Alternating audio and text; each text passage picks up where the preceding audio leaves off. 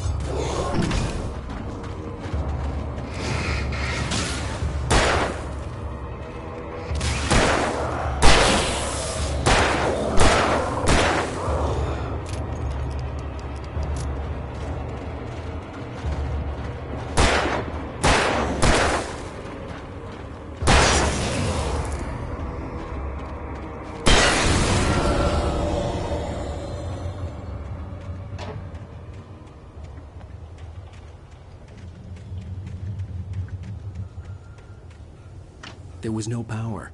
There was bound to be a generator somewhere at the logging site.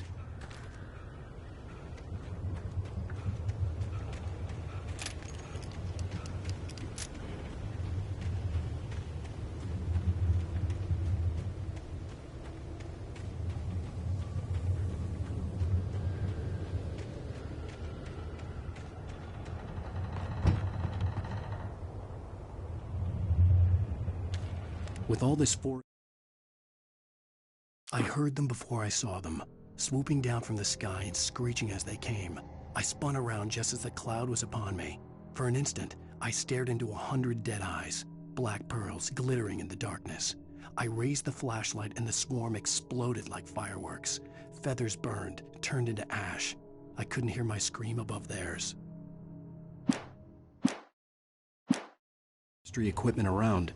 There had to be something I could use to reach the top.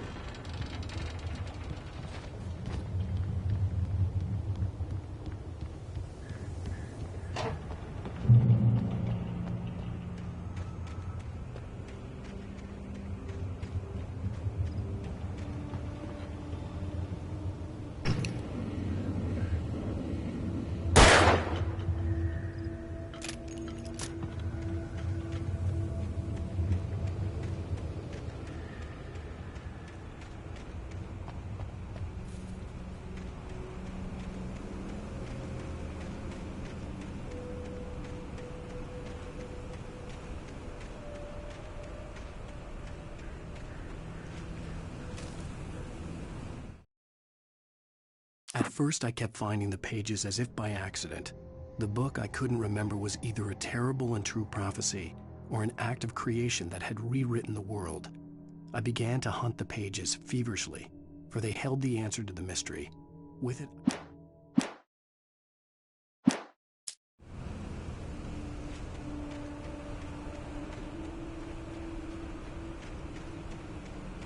the gas station was closer now. its light welcoming in the darkness. Paul makes the best dogs in the state.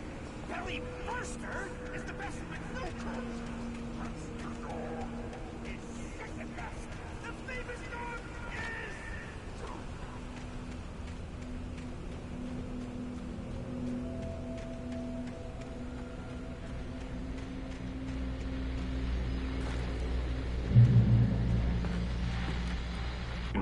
Well, I was just outside for a breath of fresh air, and what a night. I know most of you are probably in your beds by now, but if you're still up and around, take a moment. Step outside for a spell and breathe in deep. The weather is absolutely still. The sky is crystal clear. It's like the forest is quietly breathing along with you. As you listeners know, I'm a night owl, and it's on nights like this I wish I wasn't cooped up in the studio. Makes an old man like me wish I could just roam wild. But here I am, and it would keep you company all night long if I weren't. It looks like I'm not the only one staying up late. Caller, you're on the air. Hey, Pat, it's Maurice Horton. Hello, Maurice. What are you up to? Well, I was just taking Toby on his walking. Oh, isn't it beautiful out there? Sure, but Pat, the reason I called is that Toby heard something rustling in the undergrowth and took off after it, and I couldn't find it. Probably a rabbit. Sure. Toby loves rabbits. Well, sure. Anyway, I figured that, if anyone runs into Toby, they could grab him. My number's on his collar. And Toby's a friendly dog? Oh, Toby loves people. Usually he comes back, but we were pretty far from home, and it sounds like he went pretty wild there.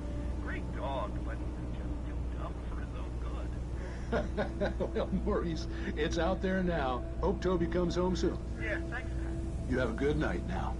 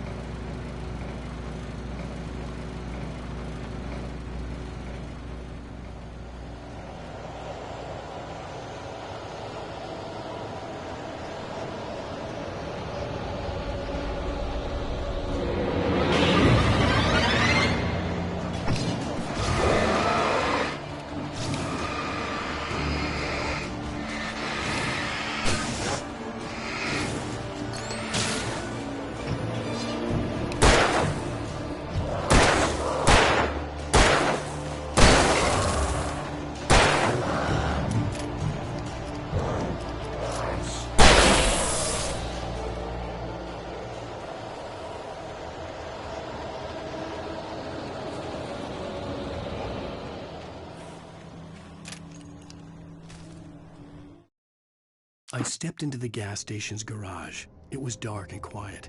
The place was a mess. It looked like someone trashed the place or that there'd been some kind of fight. Light spilled into the room through an open door at the back, and I made my way toward it. Without any warning, I was blinded by a bright light. An old portable TV on the shelf had come alive by itself. Impossibly, I could see myself on the screen, talking like a madman.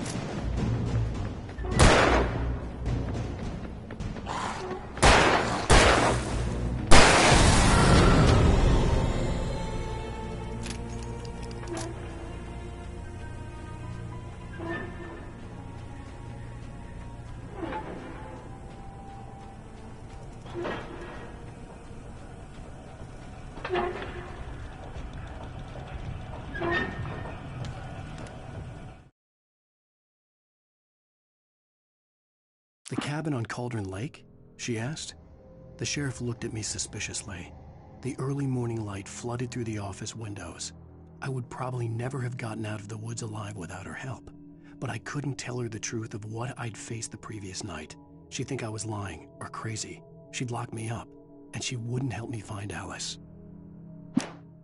I stepped into the gas station's garage. It was dark.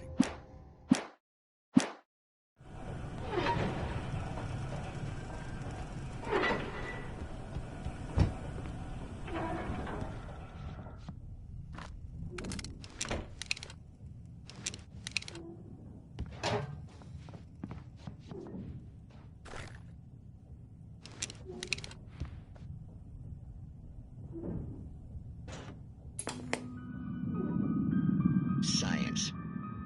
It bestows immortality on those who advance it to elevate all of mankind. Newton, Einstein, Sagan, princes among men. But the price for such a legacy is steep indeed. In Night Springs. Tonight's episode, a quantum suicide. If our lives are already written, it would take a courageous man to change the script. Having called a press conference, Dr. Barclay Colvin is about to demonstrate that very courage. Ladies and gentlemen of the press, I am Dr. Barclay Colvin, and I'm glad so many of you could join me here at the Moorcock Institute. Tonight, I'm going to give a practical demonstration of the many worlds interpretation. As you can see, this is a loaded 9mm pistol. It shall be part of a thought experiment. And now, a real experiment, known as a quantum suicide. Did he say suicide? Is that a real gun? He's kidding, right? Please, stay calm. There is no risk. Observe what occurs when I place the weapon against my own forehead. Now, you might think this round is merely a dud. Not so. Observe the flower pot. And yet, I myself cannot be harmed with this gun. With each pull of the trigger, 2 new realities branch off. One in which the weapon didn't fire, and one where it did. With my machine here, I have ensured that this reality is always the former. I have bestowed upon myself quantum immortality. Under no circumstances can this gun kill me. So wait. What you're saying is that every time you pull the trigger, in another reality, you die? Yes, of course, but that's completely trivial. There's an infinite number of things that could happen at any moment, and they always do happen somewhere. The point is, this one thing did not happen here. You're insane, Colvin. Insane? Insane? Hey, was this thing supposed to be plugged in? I stumbled on it. You fools! Gaze upon quantum immortality.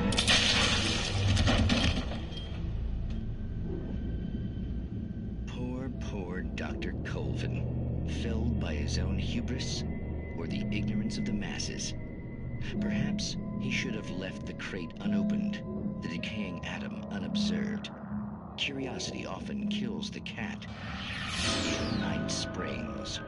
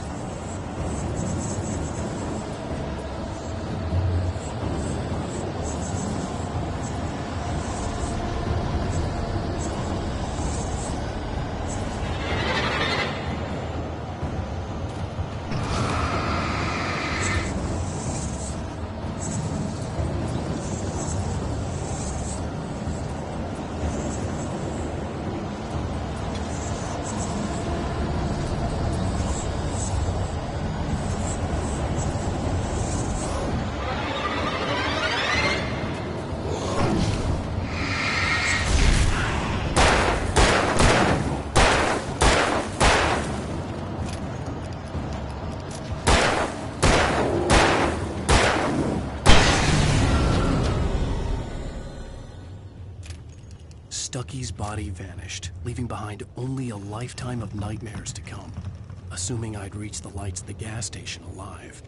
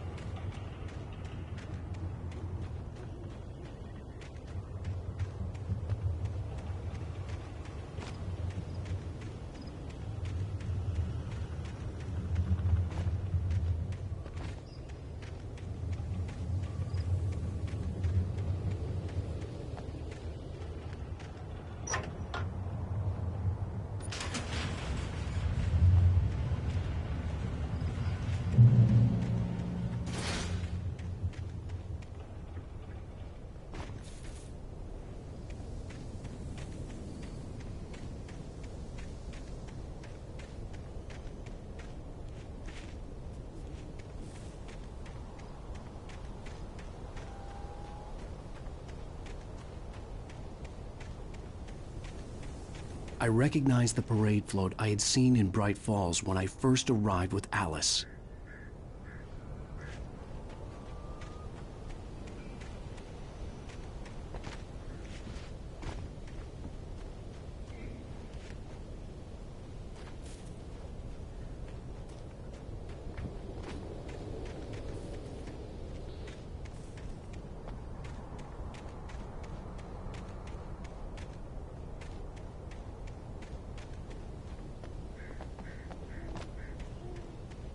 After the insanity I had just experienced in the darkness, the lights of the gas station felt comforting. At least for a moment, the sane world reasserted itself.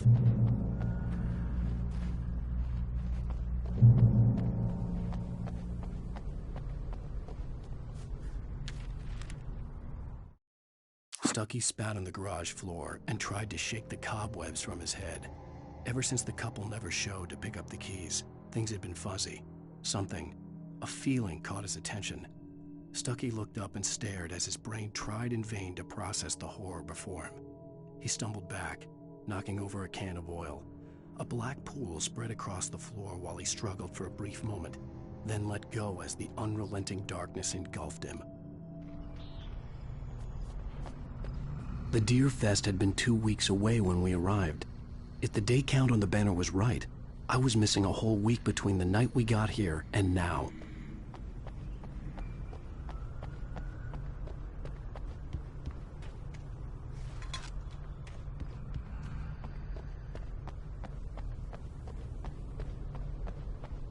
I had to get inside the gas station to find a phone to call for help.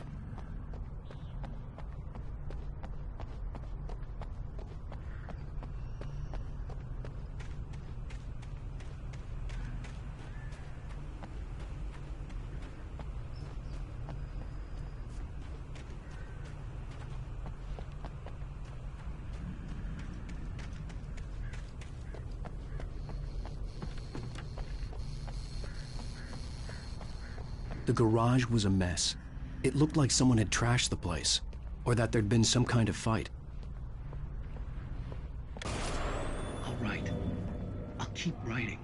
Outside there's only darkness. Outside the cabin, outside the story, there's only darkness. I can feel her presence in the dark. Just now, I could smell her perfume in the room. I'll reach her, I'll fix it up. I'll bring her back. The story will come true. If I stop, she's lost. I don't believe this. It'd been me on the TV, talking crazy. Was I losing my mind?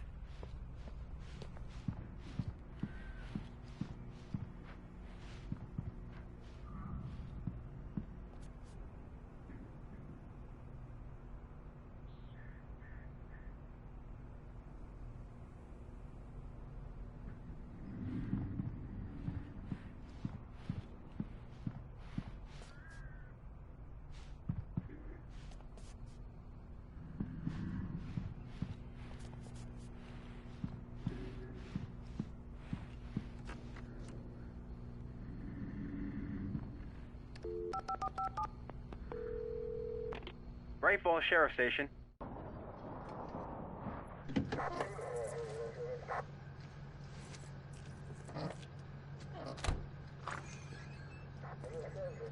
Oh, thank God, Sheriff. Sheriff Sarah Breaker. You are... I'm Alan Wake, but listen. I was in a car crash. My wife, Alice, she's missing. Calm down, Mr. Wake. We were staying in a cabin on the island, on Cauldron Lake. There's no island on Cauldron Lake. Not since the big eruption in the 70s. Please, I can take you there, okay? You look like you've taken a pretty bad knock to the head. Are you okay? Listen. We'll figure this out. Please get in the car. We'll swing by the lake and then we'll go to the station, okay? Mr. Wake, have you seen Stucky, the guy who owns this place? I realized I couldn't tell her what had happened in the forest. She wouldn't have believed me. And then she wouldn't have helped me with Alice.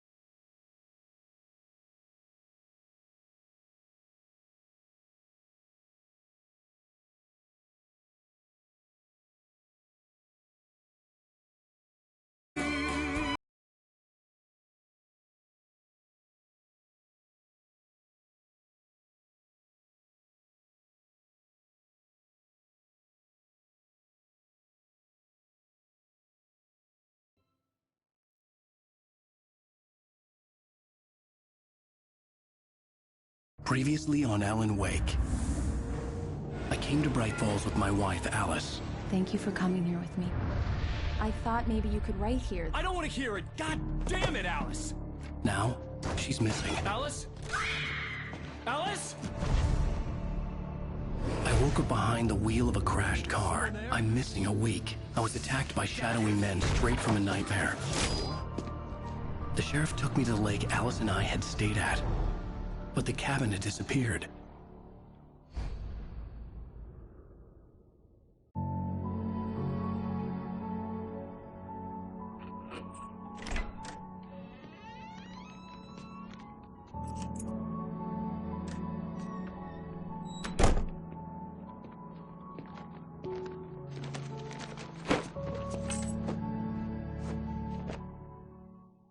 Honey, I'm home. Back here, sweetie. How was it? Worst weather I've ever seen. You should put some coffee on. It'll warm you up. Hey, handsome. This is gonna be a long night, but these shots are turning out great. I guess you're gonna need that coffee then. I'll go put it on.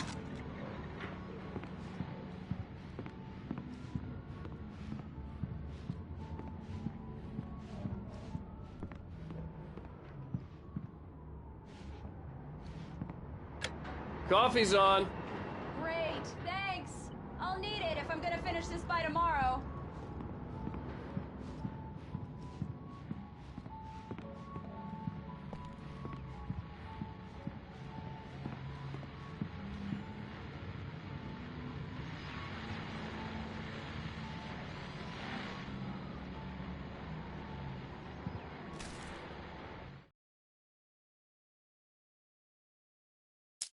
It's true what they say about the fall and the sudden stop at the end.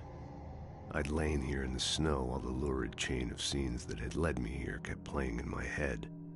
A rerun of my own private snuff movie. A memory of my corpse. Alone at my own wake. Thinking in metaphors again. The femme fatale was gone. Only a sour taste remained of the kiss that killed me.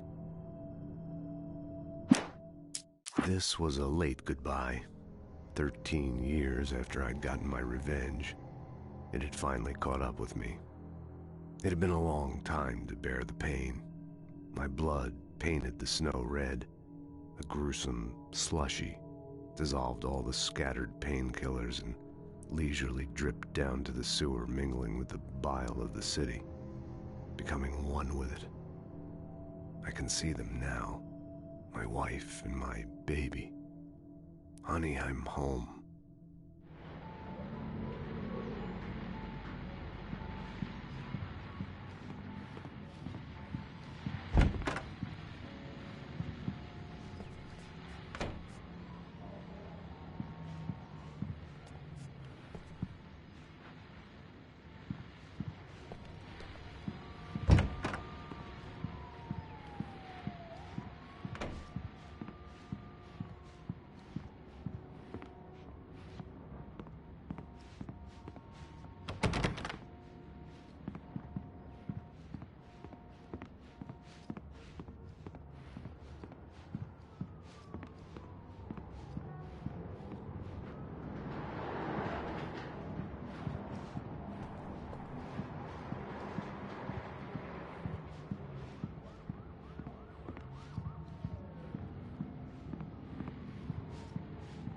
Oh, hey, I just finished those cover mock-ups. They're on your desk. Tell me what you think.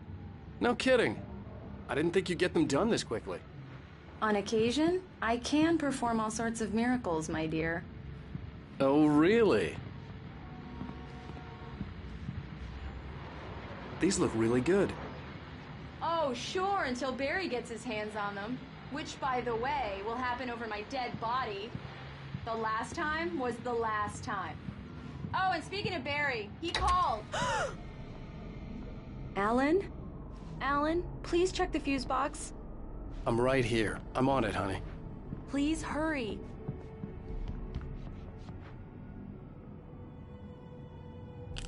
Honey, it's a power outage. I've got the flashlight. Okay.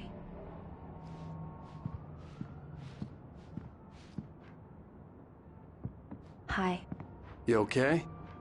I'm sorry. It just really spooked me. Don't worry. We'll just break out the candles.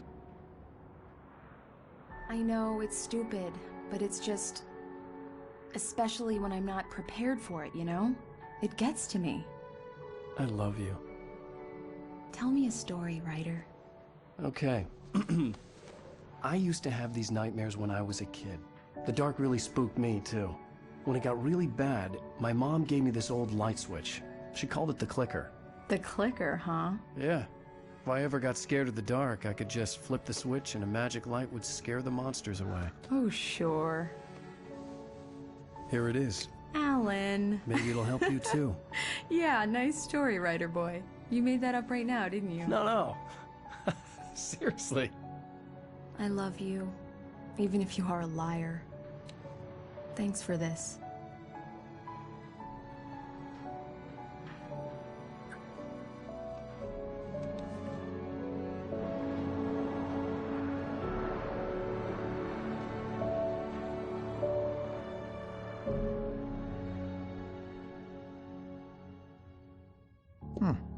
How do you feel, Mr. Wake? Any nausea, disorientation, anything like that? Mr. Wake, how are you feeling? I'm okay. My head's fine. I had to lie about my headache and memory loss. He'd send me to a hospital for tests. I couldn't leave without Alice. Very well. I don't think you have a concussion, but you've obviously been through quite a shock. You should take it easy for a couple of days. Thanks. Well then, Mr. Wake, we're done here. If the pain gets any worse or you experience any other symptoms, you should come see me. I'll let you get on with it then. Sarah, Sheriff Breaker, is waiting for you. She's very good at her job. I'm sure she can locate your wife in no time.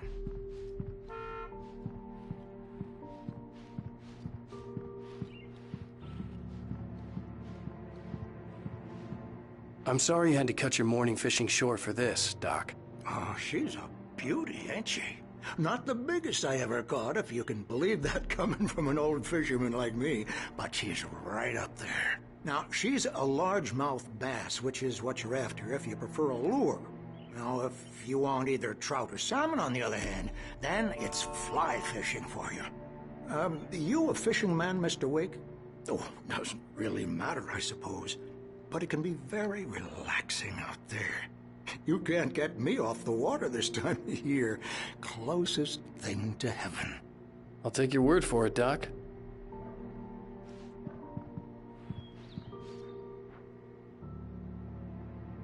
I believe you'll find the sheriff in her office. Just go down the corridor.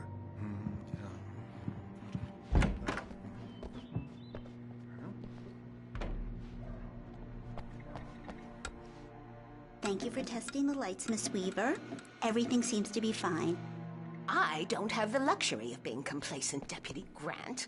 The bulbs will need changing soon. You can't change them in the dark. I'll be sure to take care of it, Miss Weaver. Have a nice day now. Very good.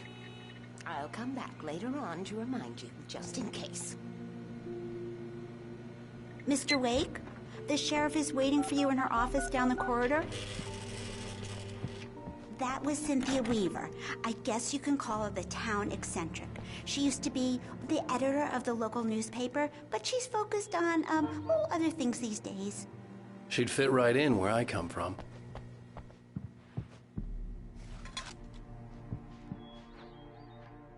Yeah, it's Mulligan here. I'm at Stucky's gas station with Thornton. There's no sign of him. Over. Wait. Yeah, this is Thornton. Look, we've located the Brave float. It's here. That's some good news, right? Stucky was supposed to be driving it at the rehearsals today.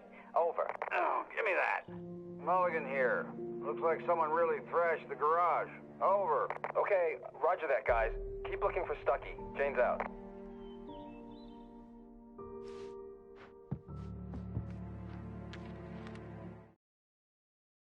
Alice looked through the viewfinder, lining up the shot. Cauldron Lake was breathtaking. Something caught her eye. A figure standing in the shadows behind the cabin, like a thin woman in a black dress. She lowered the camera and looked again. No one there. Just a collection of bushes that looked vaguely human-shaped. She shook her head and laughed.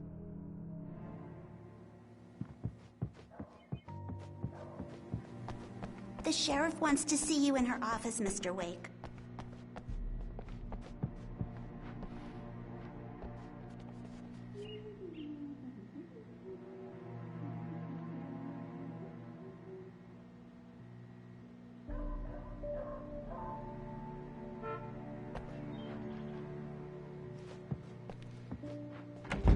Come in, Mr. Wake. Your phone's on the desk. The battery was dead. It's charged now. Have you started looking for my wife yet? My men are already on it. Now, can you tell me what happened? I'm not sure. I can't remember. We were arguing. I walked out of the cabin. The cabin on Cauldron Lake? How did you end up at Stucky's gas station? I wanted to tell her what had happened last night, but I couldn't. She'd lock me up. Excuse me. I need to take this. Hello? Alan, please help me. Alice? Stop talking to the law. You'll do exactly what I say if you ever want to see your wife. Who is this? Go to the back lot. There's a hole in the fence on the left. Look inside the junker. I left a little something there to convince you we're all on the same page here. After you ditch the cops, you're gonna meet me in Elderwood National Park. There's a spot called Lover's Peak. Midnight. Don't do nothing stupid, pal. We're watching you.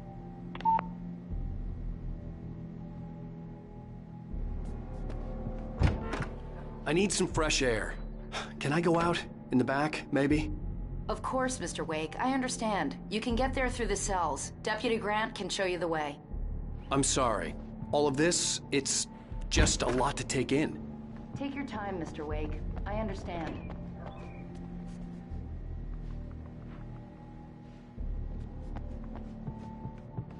Mr. Wake, can I help you with anything? I need to get some air. The sheriff said I could go out back. Of course, Mr. Wake. You can get there through the cell corridor. Just don't mind Walter in there. He's one of our regulars. I thought he quit drinking for good. Oh, no such luck. He went on a bender and beat Danny pretty badly. He started shouting like that the moment he woke up. You can get to the back lot through that door and down the corridor. Hey, can you turn the light? The light's on! The deputies, they don't understand. They won't listen to me. I need it to be bright in here. Thank you, man, thank you. Hey, you're all right. You're a good guy. Don't let anybody tell you different. You know, I shouldn't even be in here. The cops, they got it all wrong. See, sure, I beat him up, but I wasn't drunk. I mean, I wasn't drunk at the time. I only got drunk afterward. Okay, listen, you gotta listen carefully now. Here's the kicker. That wasn't Danny. No, sir. It only looked like him. You wanna know who it really was? I'll tell you who it really was. It was a goddamn space alien! I know it sounds like something a drunk would say, but believe me, I wasn't drunk then. The early morning light hurt my eyes and made my head ache. The man on the phone had said, go through the fence on the left.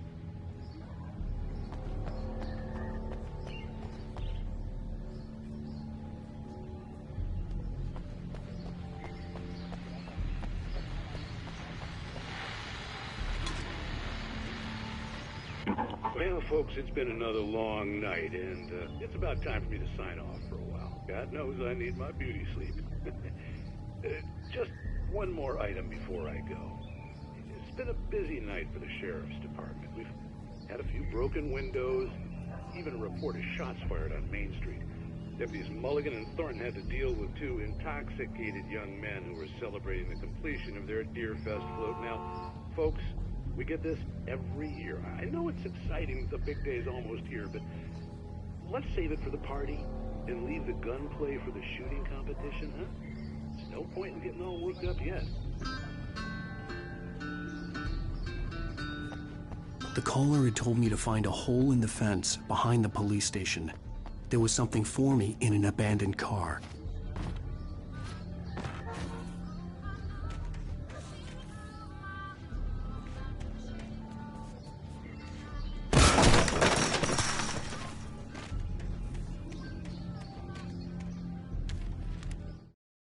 The kidnapper fired his gun one last time, and the shadow vanished into the darkness it had come from. See? Nothing to it, Wake. The thought of Alice in his hands was revolting. We stood on the wooden platform of Lover's Peak, the waterfall on the mountain behind us, the lights of the radio mast blinking red in the heights above. I fought with the urge to take a swing, force myself to speak. Let's cut the act now. Where's my wife?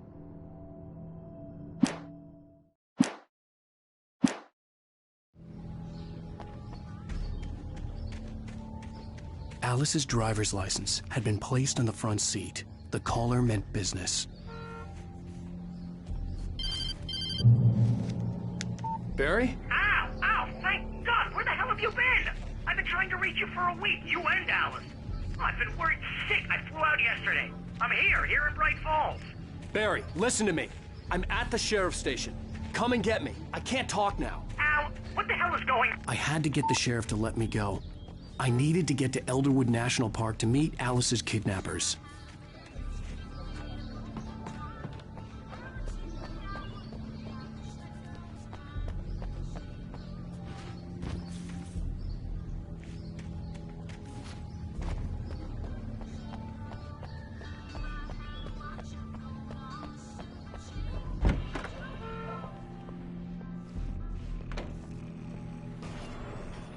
A writer is a light that reveals the world of his story from darkness, shapes it from nothingness.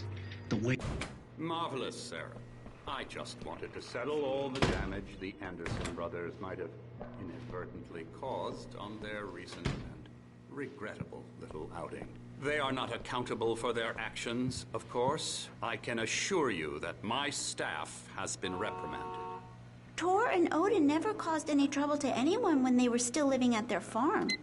Indeed. All we can do is slow down the progress of their dementia.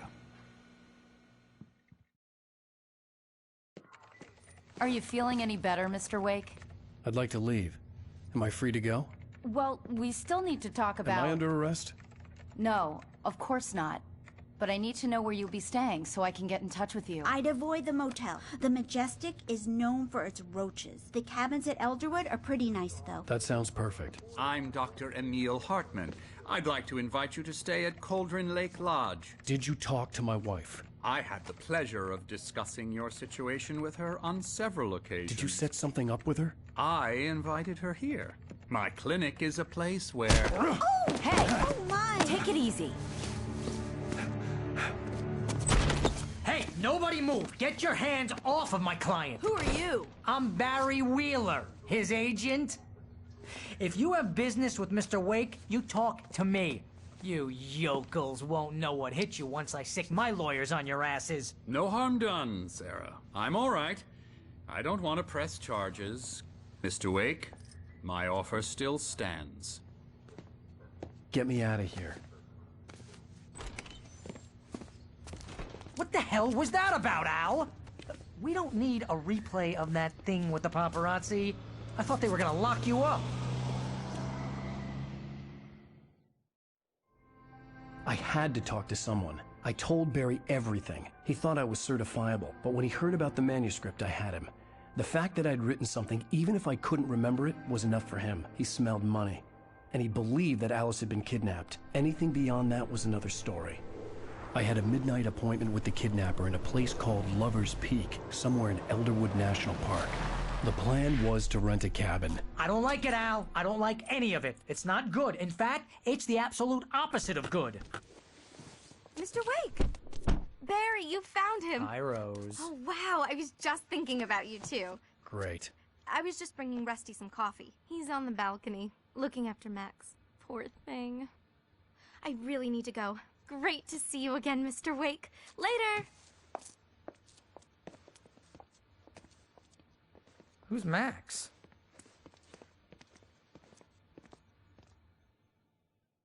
What an airhead. Jeez, Mr. Takes a swing at everybody. This is not her fault. She's a very nice girl and, more importantly, a fan.